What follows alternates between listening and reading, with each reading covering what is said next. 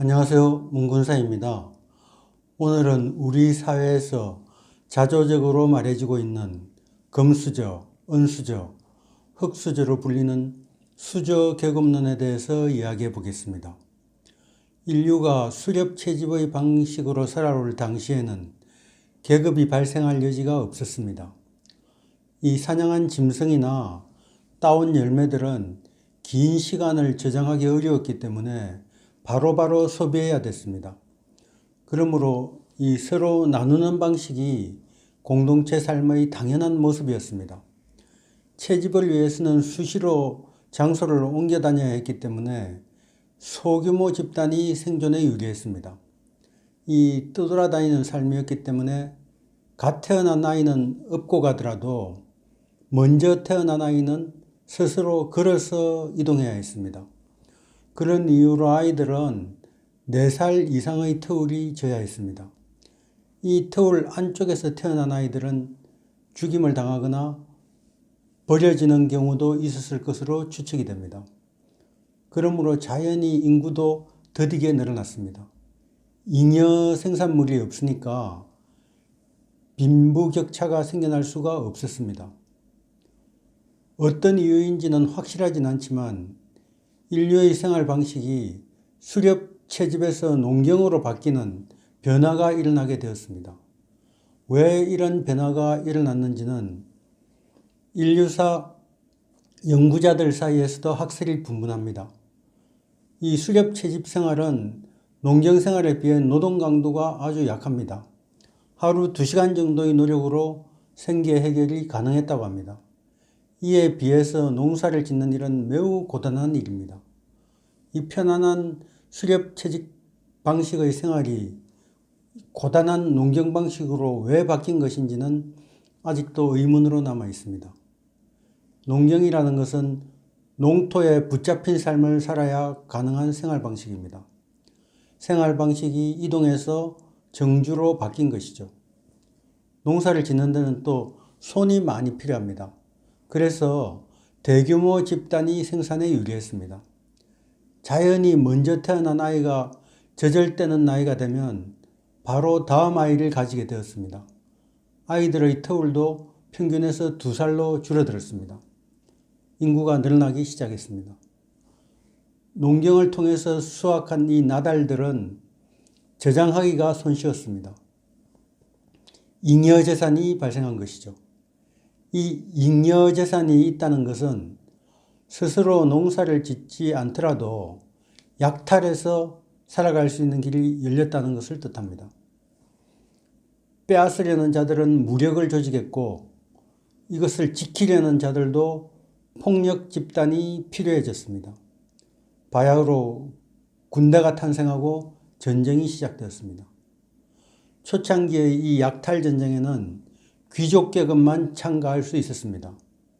평민들은 이 전쟁에서 배제되었는데 이는 약탈한 전리품의 배분과 관련이 있었습니다. 기술을 전업으로 살아가는 사람들도 생겨났습니다.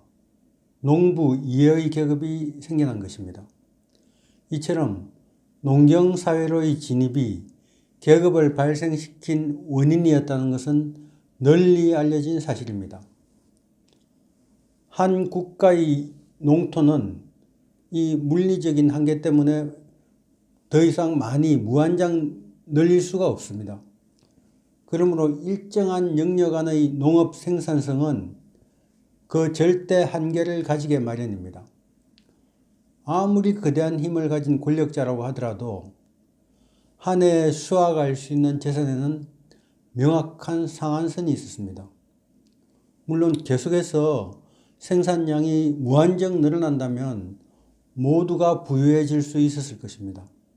하지만 농업 생산성은 특정 한계를 넘어서 늘어날 수가 없습니다. 이 생산 한계가 가진 속성이 특정한 집단만을 살찌워 계급을 발생시킨 것입니다.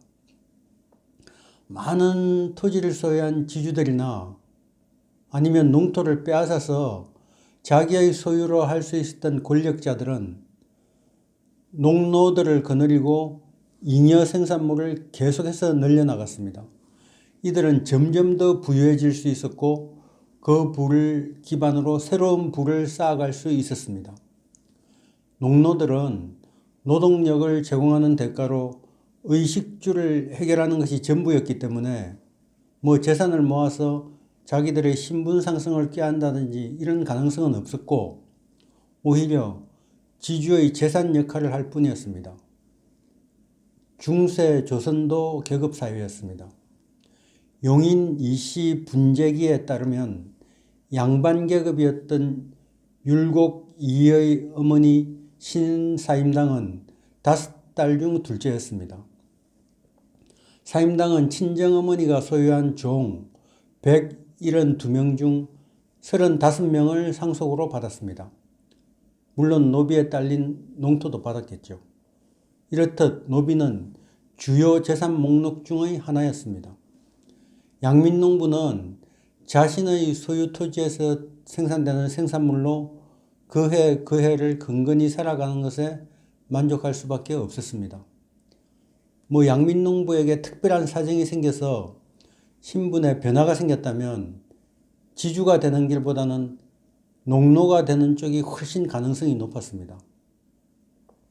이 중세까지 이어져 온 계급상에 급격한 변화를 가지고 온 것은 산업혁명이었습니다. 이 산업혁명이 가져온 이 자본주의라는 제도는 농업이 가지고 있던 생산 한계를 무너뜨림으로써 부가 천장 없이 확대되는 길을 열었습니다. 중세에는 왕이라고 하더라도 소유한 재산은 자신의 영토와 국민이라는 명확한 한계가 있었습니다. 반면에 자본주의 시대의 자본가에게는 이론적으로는 한계가 없습니다. 오늘날처럼 재산을 현물이 아닌 단순한 숫자로 전자장부에 기록하는 세상에서는 더더욱 한계가 없습니다. 자본주의는 생산성을 비약적으로 높였고 그에 따른 중산층이라는 새로운 계급을 탄생시켰습니다. 이는 사회 전반에 걸쳐 우리가 흔히 파이라고 부르는 부가 늘어났기에 가능한 일이었습니다. 파이가 커짐으로써 자본가들이 많은 몫을 가져갔지만 덩달아 노동자들이나 자영업자들도 상당한 몫을 차지할 수 있었던 것입니다. 파이가 커지는 중에는 새로운 기회들도 많이 생겨났습니다. 신산업들이 등장하고 경제에 활력이 생겨나면서 계층의 상향이동 가능성도 커졌습니다. 산업이 성장하면서 좋은 일자리가 늘어났고 교육의 기회도 확대되었습니다. 우리나라도 마찬가지였습니다. 흔히 한강의 기적이라고 불리는 압축 성장의 시대인 1970년대에는 성장률이 연 10%를 넘었습니다. 부가 연평균 10% 성장하면 7년이면 2배가 됩니다. 1980년에는 8.8%, 1990년대에는 7.1%로 성장을 계속할 수 있었기 때문에 부가 이 천장 없이 계속 늘어날 수 있었습니다. 고도성장기에는 중산층이 늘어나면서 상위 계층으로의 이동 가능성도 꾸준히 늘어났습니다. 그러던 우리 경제에 문제가 생기기 시작한 것은 성장률이 둔화되면서 파이가 더 이상 기대만큼 커지지 않는 순간이 오면서부터입니다. 2000년대 들어서 5%로 낮아진 성장률은 2010년대에는 3%로 낮아졌습니다. 2018년에는 그나마 3%도 지키지 못했습니다. 이 경제 성장이 멈춘다는 것은 부의 천장이 생긴다는 것을 의미합니다. 부의 천장이 생기기 시작하면 중세와 마찬가지로 새로운 계층으로의 상향이동의 가능성은 사라집니다. 대신 중세처럼 부는 상속에 의해서만 유지가 가능해지는 것입니다. 그리고 중세의 양민과 지위가 비슷한 중산층들에게는 계층의 상향이동 가능성보다는 하향이동의 가능성이 더 커지게 됩니다. 날 때부터 금수저, 흙수저를 물고 태어난다는 수저계급론은 오늘날 부의 축적은 상속 이외의 수단으로는 이루기 어려운 목표가 되고 말았다는 자조를 담고 있습니다. 우리 사회의 구조가 자본주의를 유지하는 한 이 수저계급론을 불식시키고 새로운 중산층의 시대를 열기 위해서는 성장률의 천장을 깨트리고 사회 전체의 부를 다시 늘리는 방법 외에는 다른 방법은 없습니다. 그것이 수출이 되었건 토건이 되었건 4차 산업혁명의 기술 개발이 되었건 새로운 신산업이 되었건 그것이 무엇이 되었든 간에 지금 발등에 떨어진 불을 끄기 위해서는 국가의 모든 세력이 힘을 합쳐서 성장률을 높이는 방법을 함께 모색해야만 합니다. 그래야만 수저계급론이라는 자조 섞인 유행어를 사라지게 할 수 있습니다. 오늘은 수저계급론에 대해서 이야기해 보았습니다. 감사합니다. 다음 시간에 뵙겠습니다.